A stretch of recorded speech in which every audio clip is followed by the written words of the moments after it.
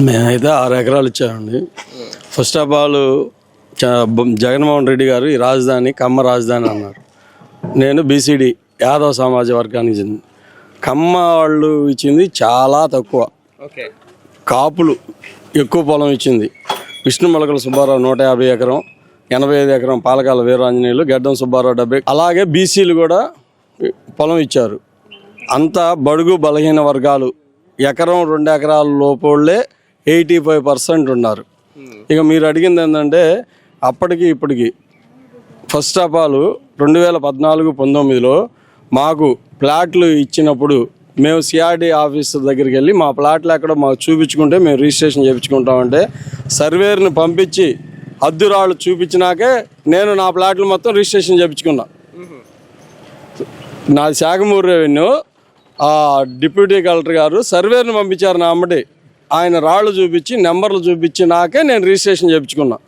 Okay, అంతవరకు clear cut. తర్వాత వచ్చిన జగన్మోహన్ రెడ్డి గారు 3 ముక్కలు ఆటాడి 3 రాజధానులని, 3 రాజధానుల్లో ఇది కూడా శాసన రాజధాని అని ఇక్కడ ఏమీ పని చేయకుండా, అక్కడ ఉన్న పరిపాలనా రాజధానిలో విశాఖపట్నంలో ఏమి చేయకుండా, కర్నూలులో ఏమీ చేయకుండా 5 సంవత్సరాల కంప చెట్లు పెంపించేస్తే ఆ కంప చెట్లు పీకే క్రమంలో కానీ ఇంకొక కానీ రాళ్ళన్నీ ఎటు అయిపోయినాయి. మళ్ళీ ఈ గవర్నమెంట్ వచ్చినాక ఎంబడే పని చేయలేదని చాలామంది అంటున్నారు. గత గవర్నమెంట్ జగన్మోహన్ రెడ్డి ఇచ్చిన కాంట్రాక్టర్లని రద్దు చేయకుండా ఓన్లీ పనులు ఆఫ్ చేయటం వలన వాళ్ళని క్లియర్ కట్ చేసుకొని న్యాయ విధానానికి సంబంధించిన ఎటువంటి ఎలిగేషన్ రాకుండా ఈ గవర్నమెంట్ వచ్చి పనులు మొదలు పెడతానికి సంవత్సర కాలం పట్టింది.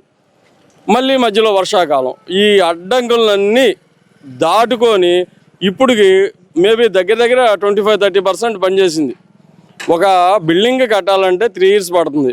53,000 ఎకరాలు under ground drainage, under ground water line AC బిల్డింగ్లు, ఇది ఇన్ఫ్రాస్ట్రక్చర్ మొత్తం కట్టాలంటే ఎన్ని సంవత్సరాలు పడుతుంది?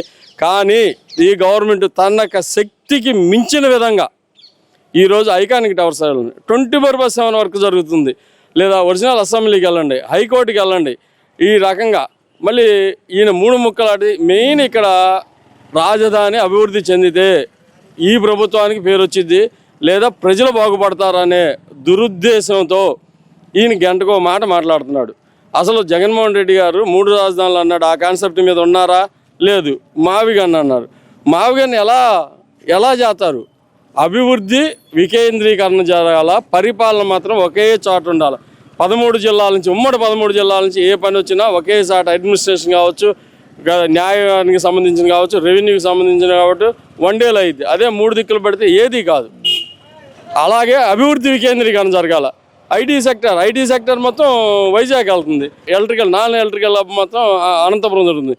కానీ అమరావతిలో ఏం జరగట్లేదు అనే కాన్సెప్ట్ చాలా తప్పండి. ఐటీకి మించి ఏఐ టెక్నాలజీ, డీప్ టెక్నాలజీ, దానికి మించిన ఫ్యూచరు క్వాంటమ్ వ్యాలీ ఇక్కడ కన్స్ట్రక్షన్ జరుగుతుంది. క్వాంటమ్ వ్యాలీ రోజుకో రకంగా డెవలప్ అవుతుంది. ఆఫ్టర్ 6 months లేదా 1 yearకి క్వాంటమ్ వ్యాలీ ఫుల్ ఫ్లెడ్జ్గా వస్తే ఆంధ్రప్రదేశ్ కాదు, ఇండియా కాదు, ప్రపంచం మొత్తం అమరావతి వెంక, ఆంధ్రప్రదేశ్ అమరావతి వెంక చూస్తుంది. ప్రతి ఇన్వెస్టర్ అమరావతిలో పెట్టుబడి పెట్టాలని చూస్తున్నారు. దాని పర్యవసానమే గన్నవరంలో ఎస్ఆర్ఎంలో 270 degrees మైనస్ దగ్గర ఆల్రెడీ స్టార్ట్ అయింది. 1 monthలో ఎస్ఆర్ఎం దగ్గర స్టార్ట్ అవుతుంది. నెంబర్ ఆఫ్ కంపెనీస్ వచ్చినాయి. కిమ్స్ స్టార్ట్ అయింది. బిట్స్ బిలానీ చిన్నదేం కాదు, అటువంటి సంస్థ మన అమరావతిలో వచ్చింది. చంద్రబాబు నాయుడు గారు 2014లో మాకు ఒకటే మాట చెప్పారు, మన ఆంధ్రప్రదేశ్ ప్రజలు విదేశాలు వెళ్ళి ఉన్నత చదువులు చదువుకోవడానికి వెళ్తున్నారు, కానీ అమరావతి రాజధానిగా ఉంటే ఇతర దేశాలందరూ పిల్లలు వచ్చి ఇక్కడ చదువుకుంటారు. మనది మెయిన్ ఎడ్యుకేషన్ అబ్బాయి ఇదే, ఇది పరిపాలన అబ్బాయి ఇది, ప్రపంచంలో ఎవడైనా కానీ అమరావతి అంగ చూస్తారు అన్నారు. ఆ మాట నిలబెట్టుకున్నాడు. దానికి పర్యవసానమే VIT university, SRM university, Amrita university, NID university, NIFT రావాల్సింది, ఎక్స్ఎల్ఆర్ స్టార్ట్ అవ్వాల్సింది. Number of global international schools start అవుతున్నాయి. ఇంత అభివృద్ధి పెట్టుకొని ఇంకేం జరగాల? అంతా 1 yearలో జరిగింది. ఇంకొక 10 years ఇదే ప్రభుత్వం ఉంటే అమరావతి అంక ప్రపంచ మేధావులు కానీ, ప్రపంచ మేధావులు తయారైతే ఎక్కడ అంటే అమరావతి. ఇదివరకు బీహార్లో ఉన్న మన నలంద యూనివర్సిటీలో ప్రపంచంలో ఎటువంటి మేధావులు తయారంటే నలంద యూనివర్సిటీకి వచ్చేవాళ్ళు. అదే type in case future Amaravati. దీన్ని ఎవరో కాదనలేరు, చెబుతున్న నిజం ఇది. 3 ఏళ్ళు అయితే అమరావతిలో ఇన్ఫ్రాస్ట్రక్చర్ మొత్తం కంప్లీట్ అయిపోద్దండి. గవర్నమెంట్ సెక్టార్లు మొత్తం కంప్లీట్ అయిపోతాయి. ప్రైవేట్ సెక్టార్లు ఇప్పుడు స్టార్ట్ అయిన మొత్తం కంప్లీట్ అవుతాయి.